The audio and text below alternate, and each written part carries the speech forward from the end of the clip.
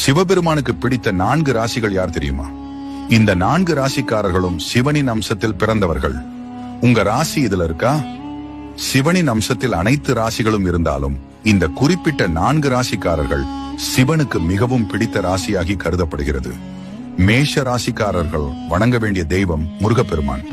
ஆனால் இவர்களுக்கு சிவனின் அம்சம் இருப்பதால் இந்த ராசிக்காரர்கள் 48 வயதுக்கு பிறகு மிகுந்த சிவபக்தி உடையவர்களாக மாறிவிடுவார்கள்.